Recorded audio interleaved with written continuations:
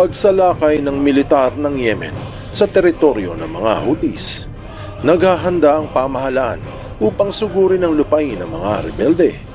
Kasunod ng sabay-sabay na pagpapasabog ng Amerika sa daungan ng Hodeidah, napagtanto ng Yemeni government na ito na ang kanilang huling pagkakataon na mapataob ang mga separatista. Kung hindi magagapi ng alyansa ang natitirang galamay ng Axis of Resistance, lalakas ang grupo sa tulong ng bomba nuklear mula sa Iran. Siguradong magugulat ka sa malalaman mo na nalalapit na ang huling yugto sa kasaysayan ng mga Houthis dahil 80,000 army ng Yemen ang nag-aarma upang bawiin ang kanilang lupain. Mayroong mga naniniwala at marami din namang naghihinala. Ang tanong, totoo ba?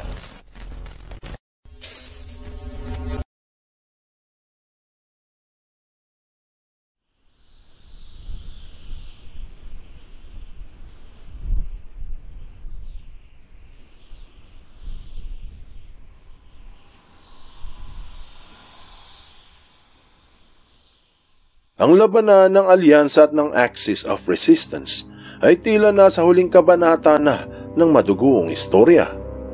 Nagpanta ang Amerika sa pangunguna ng Israel ng isang matinding military action laban sa Iran kung hindi titigil ang Islamic Republic sa paggawa ng bomba nuklear.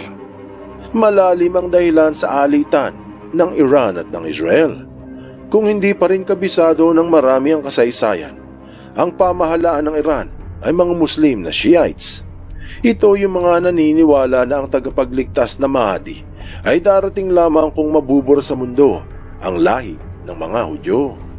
Kaya kung makakahawak ng sandata nuklear ang mga Iranians, tapos ang Israel. Sa mga hindi rin kabisado ang istorya ng mga rebelding Houthis, ang mga ito ay nabibilang din sa Shia, pero sa paksyon ng Zaydis, katulad ng Hezbollah ng Lebanon at Alawites ng Syria, paksyon ng Shia na kalaban ng Israel. Taong 1990 nang umusbong ang grupo ng Houthis upang labanan ang pagkalat ng turo ng mga Salafi at Wahhabi ng Sunni Islam. Sa mga hindi pamilyar, ang Sunni Islam ay yung mga naniniwala na ang nararapat na Caliph o Deputy ni Allah kasunod ng propeta ay si Abu Bakar. Tinawag silang mga Sunni dahil sinusunod nila ang Sunnah, mga gawa at tradisyon ng propeta. Hindi pumayag ang mga Shiite sa Yemen na mapuno ng mga Sunni ang bansa. Dahil dito, nagalsa ang mga miyembro ng Zaydis laban sa pamahalaan. Tinawag silang mga Houthis dahil ang nagtaguyod ng grupo ay ang magkapatid na sina Hussein al-Houthi at si Abdul Malik al-Houthi. Sa paglipas ng panahon, sunod-sunod na nagkaroon ng marahas na civil war sa bansa. Mga Houthis na Shiite laban sa pamahalaan ng Yemen na Sunni, hanggang ang buong bansa ay nakaranas ng matinding kahirapan. Ayon sa The Conversation, mayroong mga 20,000 sundalo ang grupo at ang bilang ay patuloy na lumalaki taon-taon. Dahil sa pagdagsa ng mga sumusuporta sa mga rebelde kasama ang mga Iranians, unti-unting natatalo ang Yemeni army.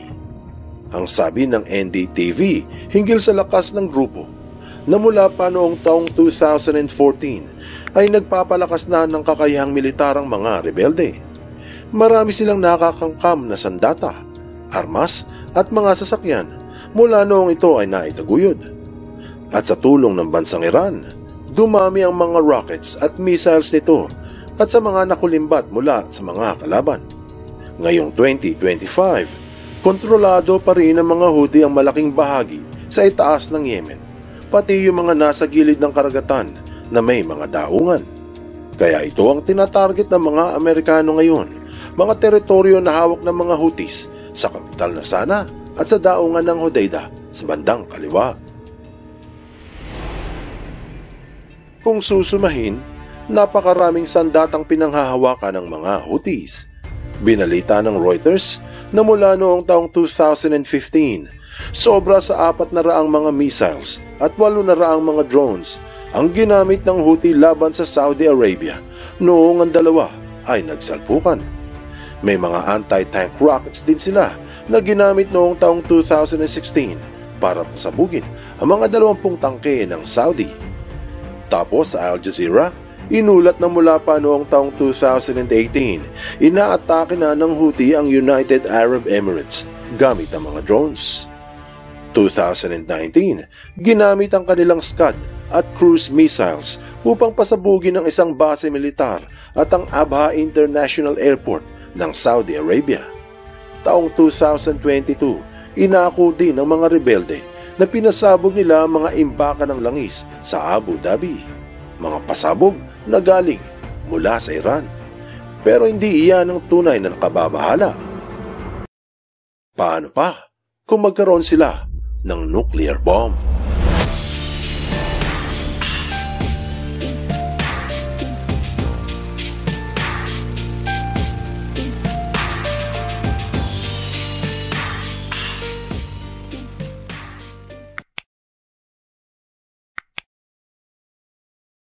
تفضلات این پیشرفت نبوت کمک برسد.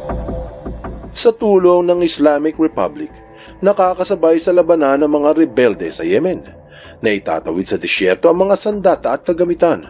Bawat araw na lumilipas ay palakas ng palakas ang kakayahan ng mga Zaidis. Mantakin mo, kung magkakaroon ng bomba nuklear ang Iran, mamimiligro ang buong alyansa. Bukod dyan, paano kung pati mga Houthi ay mabigyan ng sandata? Baka masakop ng mga rebelde ang buong Yemen. Ganon din ang ikinababahala para sa Hezbollah at sa Hamas. Kaya pinipilit ng alyansa na pigilan ng Iran na makagawa ng nuclear weapon.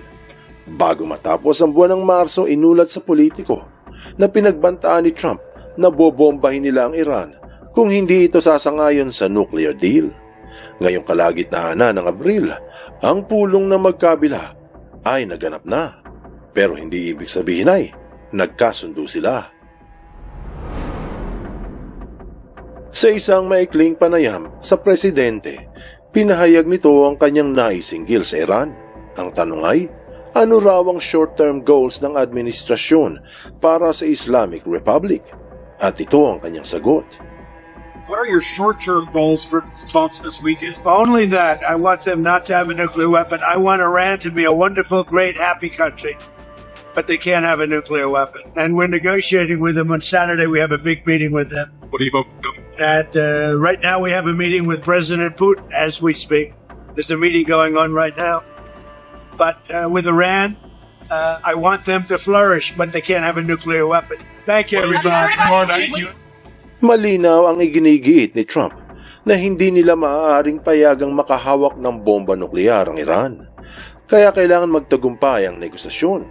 Gayunpaman, marami sa kampo ni Trump ang naniniwala na hindi makikinig ang Iran. May mga nagsasabi na ang nuclear deal ay aksaya lamang ng panahon, sa dahilang kahit noong una pa ay hindi naman sumusunod ang Iran sa kasunduan at pilit pa rin gumagawa ng nuklear. Meron namang mga naniniwala na ang pulong na isinusulong ng Amerika ay para lamang ipakita sa mundo na binalaan nila ang Iran bago ito bombahin upang maiwasan ang pagtugi sa kanila ng Arab League. Binalita ng Sarajevo Times ngayon lang 14 ng Abril 2025 na sinabi ng Secretary of Defense na handa ang Amerikang umatake sa Iran kung mabubulilyaso ang nuclear deal. Ito rin ang inulat sa News of Bahrain na handa ang militar ng Amerika na siguruhing hindi makakakuha ng sandata nuklear ang Iran. Sinabi na kung hindi magkakasundo, ayon sa Secretary of Defense, we will go deep and to go big. O sa madaling salita, sasalakayin nila ang kaloob-looban ng Iran ng malakas na puwersa at alam ng Iran na kaya itong gawin ng Amerika. Sa kabila ng lahat, binalita noong linggo sa MEHR News Agency na naganap ang unang usapan sa nuclear deal ng dalawa at sinabi na productive at a good step. Ibig sabihin, ang resulta ng pulong ay maganda at isang mabuting hakbang. Ito rin ang binalita sa One India News YouTube channel na ang unang usapan ng dalawang bansa ay productive at ang susunod uling pulong ay bago matapos itong linggo. Gayunpaman, hindi lahat ay kumbinsido na tutuparin ng Iran ang kanilang pangako. Sa USA Today, ibinalita na pinadala na ng Amerika ang pangalawa nitong aircraft carrier sa gitnang silangan. Sinabi na ito ay kung sakaling hindi makipagkasundo ang Iran. Sa New York Post sinabi na 6 na B-2 bombers ang papunta sa Indian Ocean habang nagaganap ang nuclear deal. Malinaw na 2 resulta lamang ang kahahantungan ng nasabing pulong. Kung hindi tigil putukan, ay World War III. Anong aral ang mapupulot dito? Masugid na inaantabayanan ng buong mundo ang magiging resulta ng nuclear deal.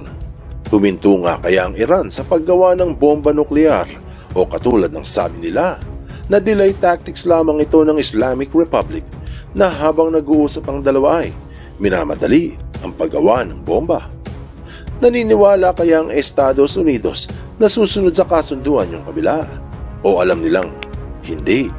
Kaya nagpapadala na ito ng armada sa gitnang silangan. Marahil ito din ang nasa isip ng Yemeni military na naghahanda laban sa Houthis. Siguro sa hinaharap, malalaman natin ang nakababahalang mangyayari. Hindi ba't ang sabi, the greatest value of an object lies not in its possession, but in its anticipation. Buksan mo ang iyong isip at hayaang lumalim pa ng lubusan ng iyong pangunawa sa mga kasaysayang kapupulutan ng maraming aral. Tandaan, katotohanan ng susi sa tunay na kalayaan.